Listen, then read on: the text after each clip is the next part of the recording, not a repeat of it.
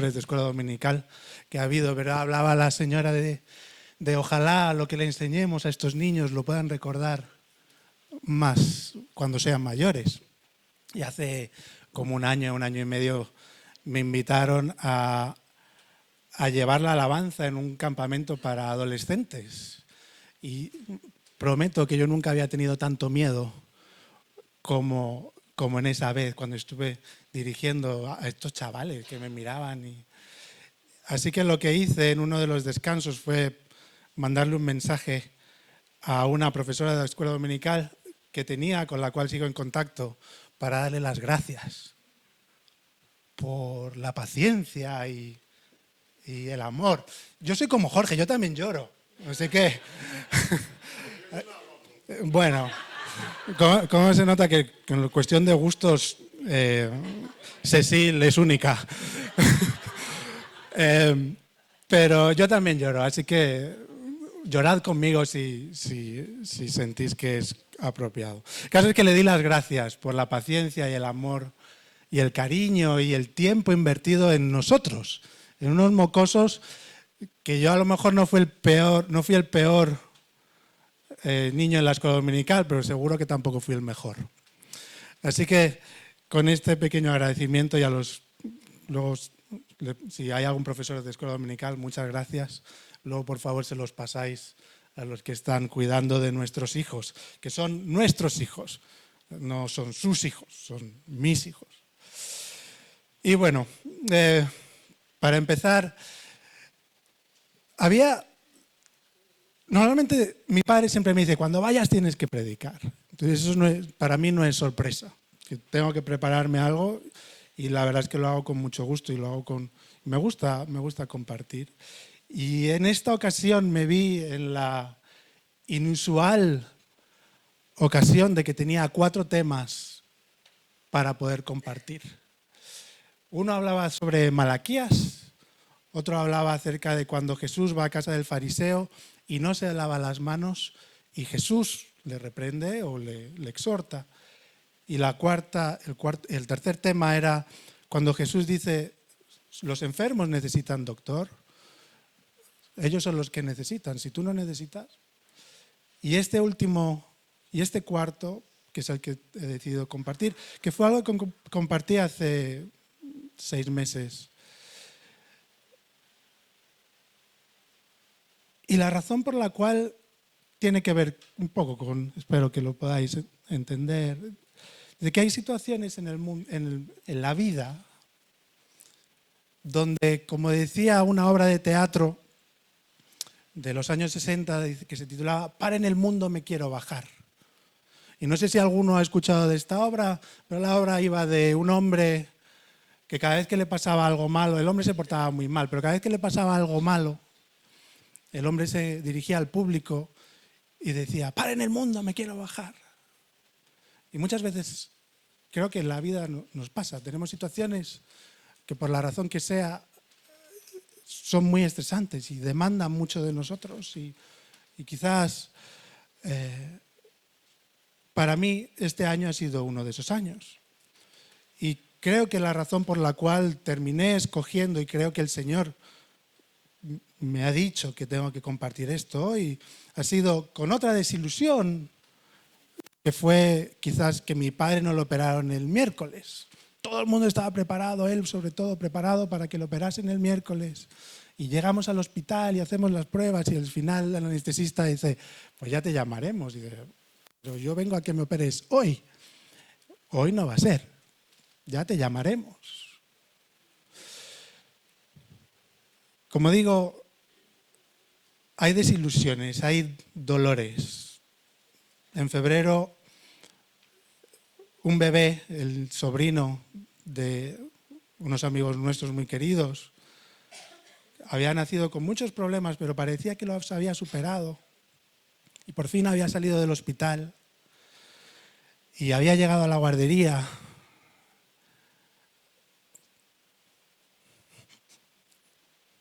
Y el Señor se lo llevó. Sin más. ¿Y os imagináis a la señora de la guardería que de repente se le muere el niño? cuando parecía que ya por fin estaba remontando vuelo, de operaciones en el corazón, en los pulmones. A mi amigo Josh. 10 años. ¿Podéis llorar conmigo? 10 años orando para que su esposa pudiese quedarse embarazada. 10 años orando para que su prima se convierta. Orando por una amiga que tenía cáncer. Le da un derrame cerebral. Y ahora mismo está postrado en cama. Su esposa se había quedado embarazada. La niña nació en abril. Joy se llama. Hazel, la esposa de otro amigo mío, se pasó prácticamente el último año en el hospital.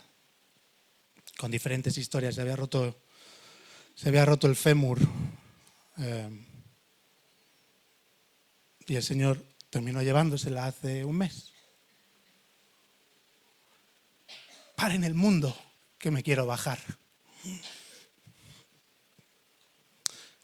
La Biblia habla y mucho acerca del dolor y del sufrimiento. No voy a llegar a ningún sitio.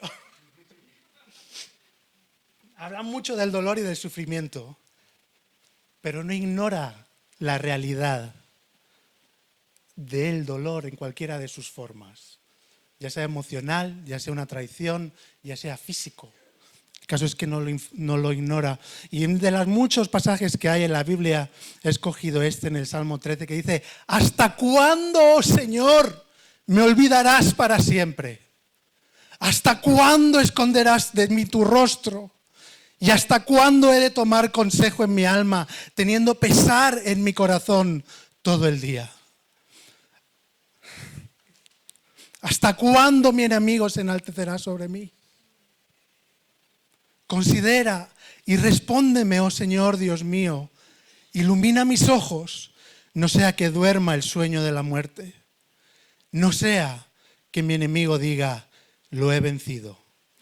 Y mis adversarios se regocijen cuando yo sea sacudido. Así lo expresa David en el Salmo 13.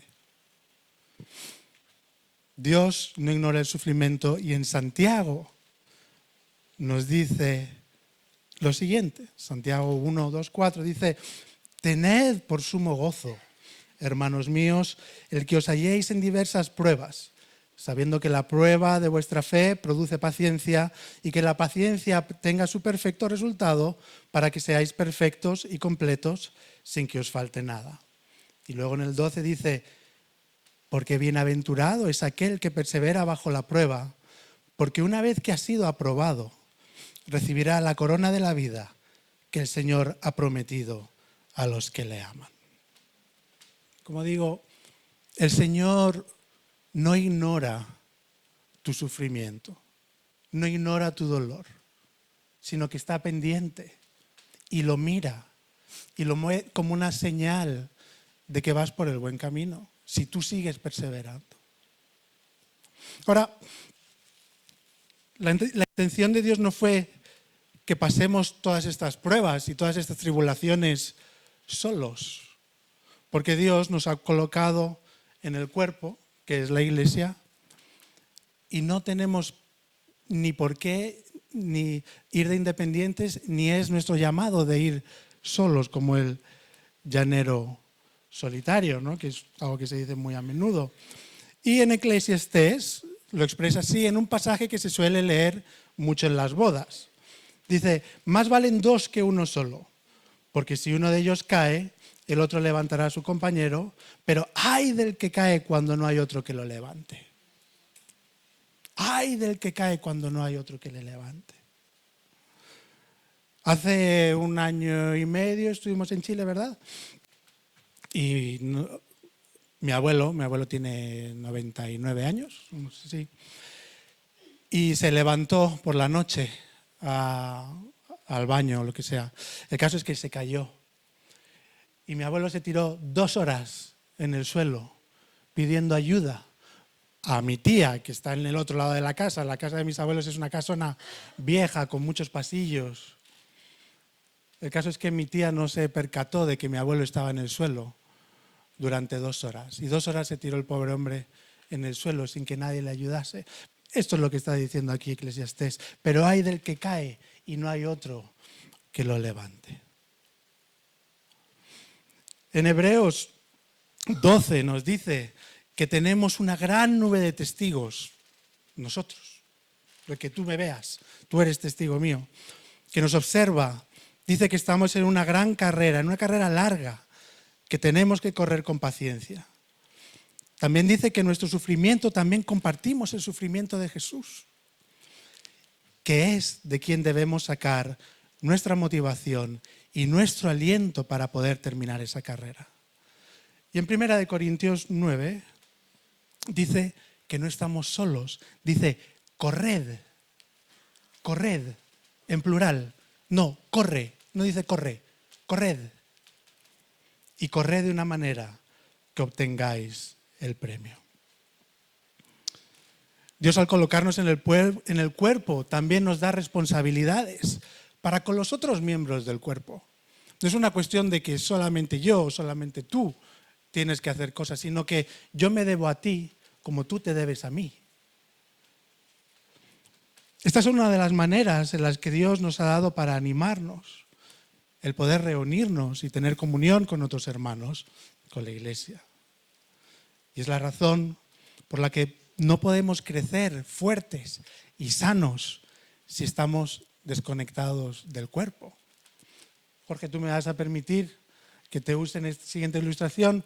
Jorge era uno de los niños que también era como yo. Los había peores en la escuela dominical y los había mejores.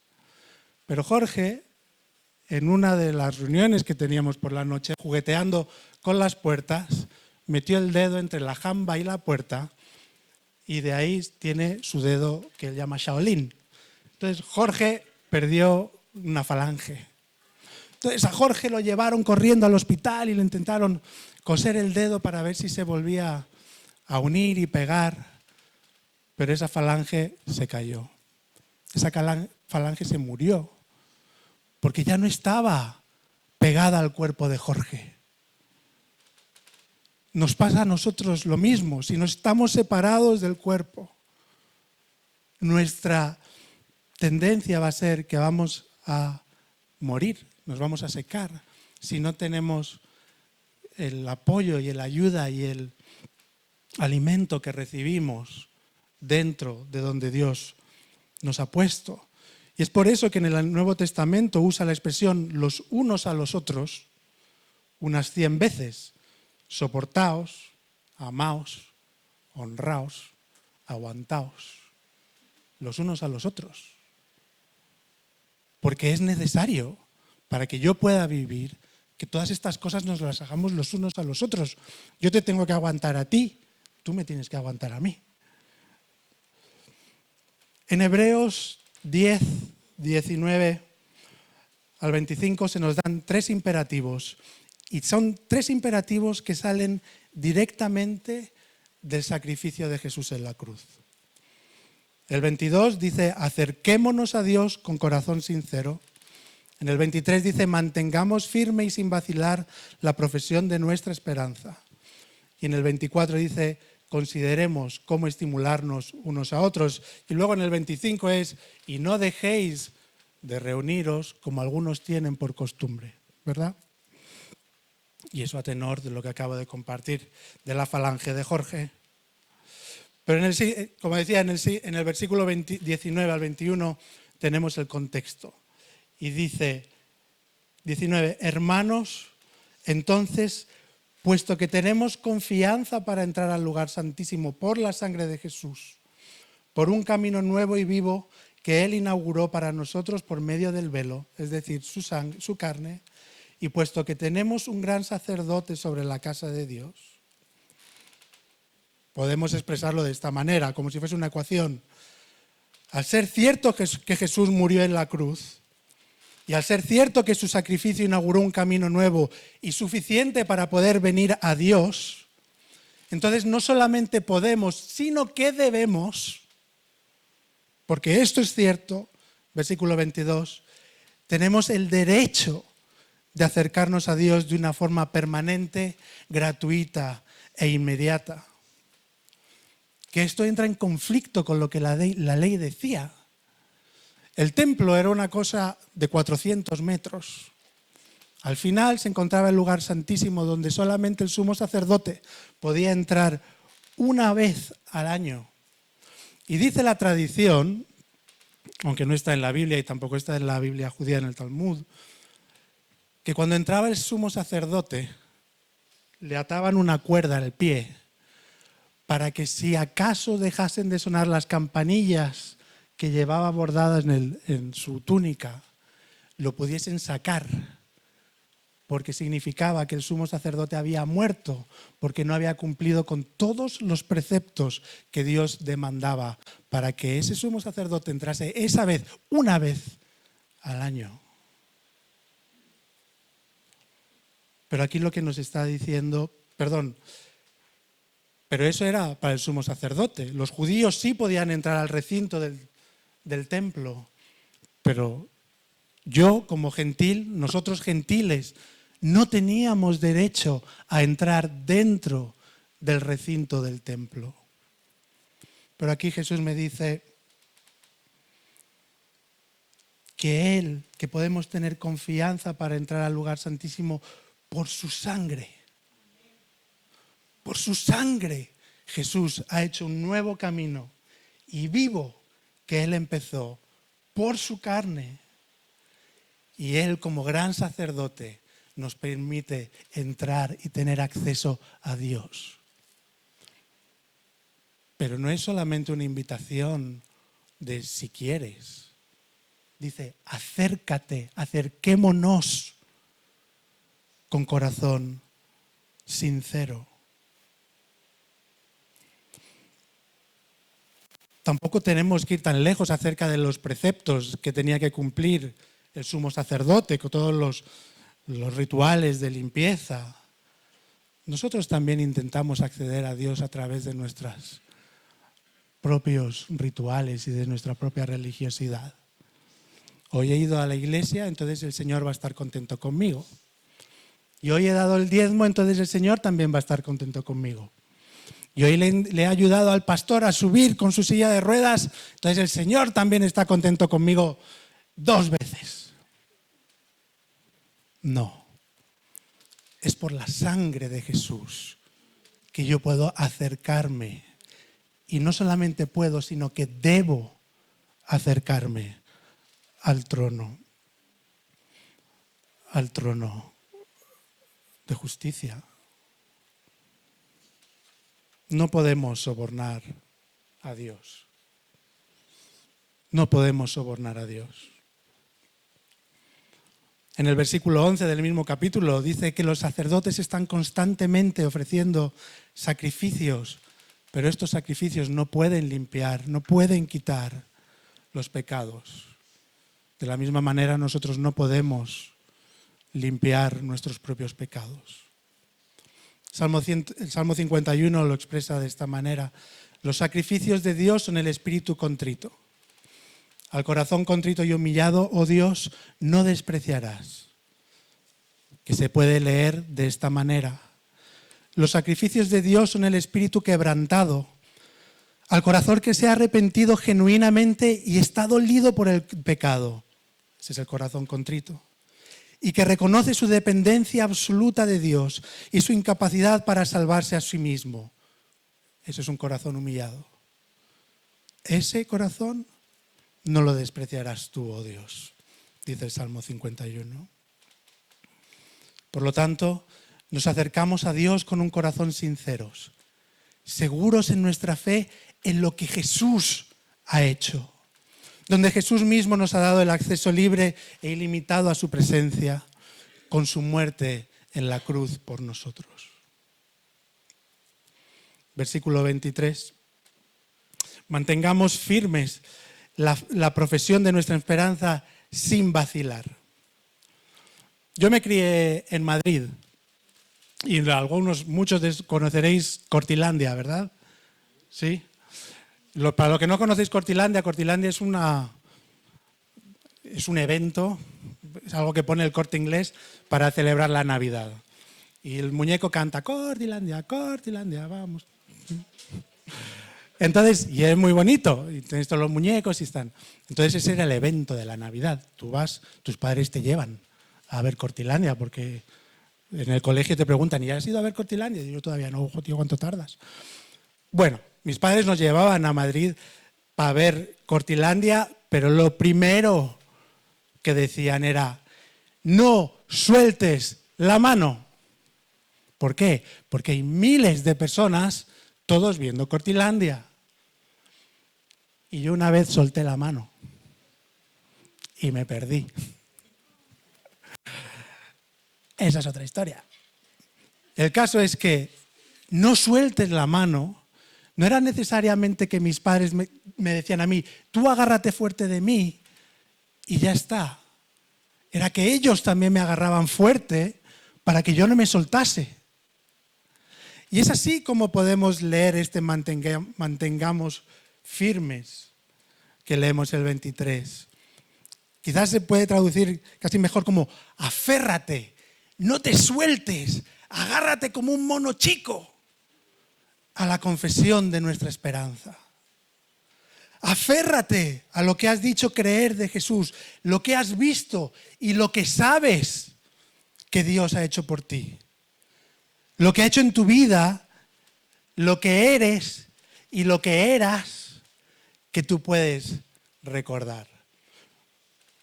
Porque ¿qué significa esperanza? Esperanza no significa deseo, no significa ilusión, no significa que si yo cierro los ojos muy fuerte a lo mejor pasa lo que yo quiero. Significa certeza.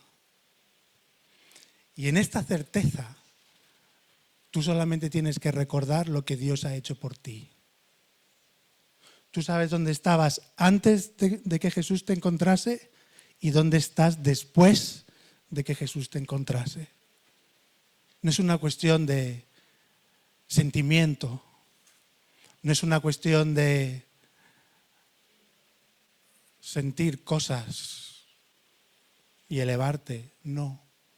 Tú puedes recordar cómo eras antes y cómo eras después. Siempre me acuerdo de mi amiga Lupita, que el Señor también se la llevó.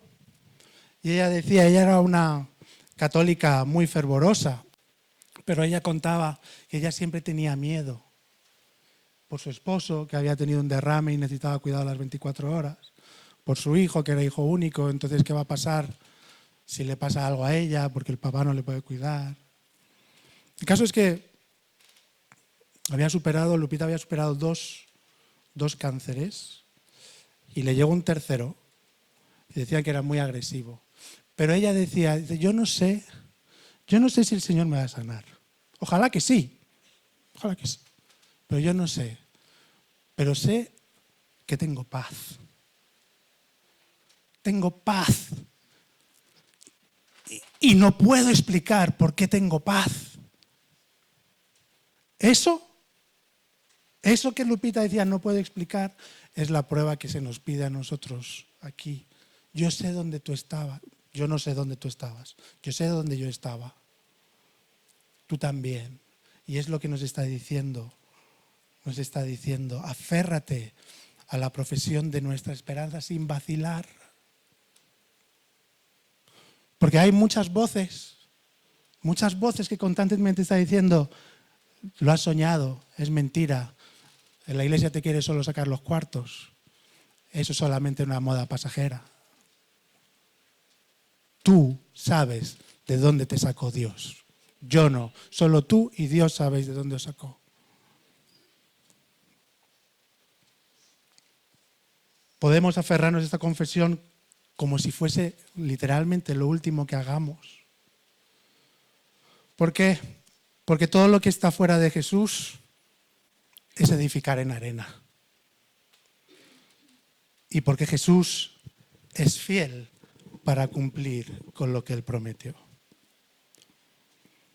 Dice, y como decía antes, no es solamente que yo me tenga que agarrar, sino que Jesús se agarra a mí. Y el Salmo 139 lo dice así, ¿A dónde me iré de tu espíritu o a dónde huiré de tu presencia? Si subo a los cielos, he aquí, allí estás tú. Si en el Seol preparo mi lecho, allí estás tú. Si tomo las alas del alba y habito más en lo más remoto del mar, aún allí me guiará tu mano y me asirá a tu diestra. Es decir, que ni siquiera, aunque yo quiera, Jesús me va a soltar. Jesús me tiene. Esa es su promesa. Y versículo 24. Consideremos cómo estimularnos unos a otros. Como decía antes, quizás es fácil caer en la tentación de pensar que hasta ahora el escritor habla de una sola persona. Es decir, mantén firme tu fe o acércate. Pero no, está diciendo acerquémonos y mantengamos todo por lo que Jesús ha hecho. Entonces yo me aferro, yo me acerco. Pero habla de que nos acerquemos y que nos aferremos y que consideremos. Es decir, ¿cómo tengo que hacer yo para animarte, para estimularte?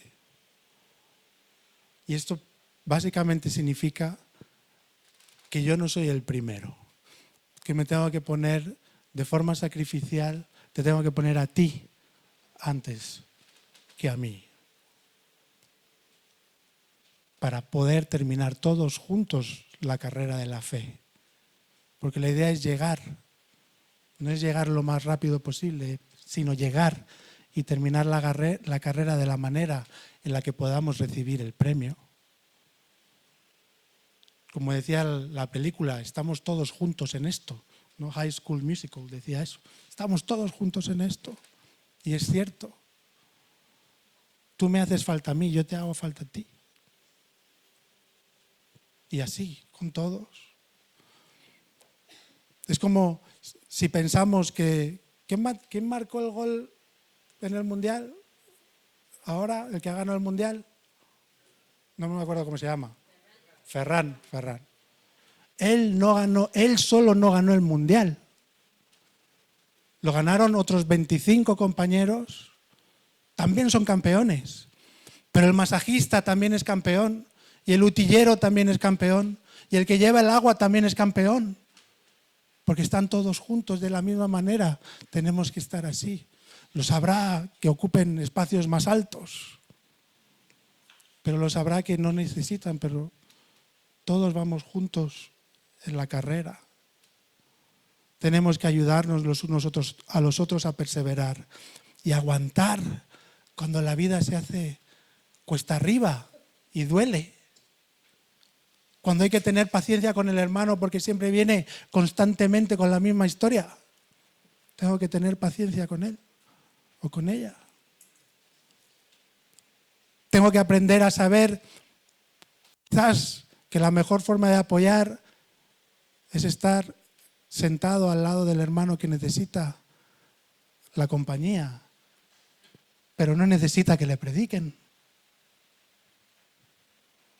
A eso me llama la Biblia, a estar presente, a ser fiel, a ser leal, para poder terminar la carrera. Dice el 25, no dejando de congregarnos como algunos tienen por costumbre, sino exhortándonos unos a otros y mucho más al ver que el día se acerca. El día se acerca. Y algunos verán cómo viene el Señor Jesús, otros no lo verán. Pero que el día que estamos en cuenta regresiva, estamos en cuenta regresiva. ¿Cuándo ocurrirá eso? Eso ya no lo sé. Pero va a haber un día en el que se van a acabar nuestros días. Y en eso tengo que animarte y tú me tienes que animar a mí. Dice la Biblia, dice Jesús, que en este mundo tendremos aflicción, que no va a ser fácil, que se va a hacer cuesta arriba, que vamos a ser zarandeados. Pero Jesús nos promete, uno, que Él ha vencido el mundo y que Él nos da su paz. La paz que sobrepasa todo entendimiento. La paz que entendió Lupita. Dice que Él está con nosotros y que no nos abandona ni nos suelta. Y también que el que persevera recibirá la corona de vida. Esto lo podemos saber porque hemos visto lo que Jesús ya ha hecho por nosotros. Si Jesús lo prometió, Él lo cumplirá. No tengo que estar diciendo, y sí, no. Yo ya sé lo que Jesús ha hecho en mí. Sé que cumplirá lo que hará más tarde. Juan 11:25 dice, yo soy la resurrección y la vida. El que cree en mí, aunque muera, vivirá. Y todo el que vive y cree en mí, no morirá jamás. Empezábamos con el Salmo 13, los primeros versículos, y termina así. Mas yo en tu misericordia he confiado. Mi corazón se regocijará en tu salvación. Cantaré al Señor porque me ha colmado de bienes.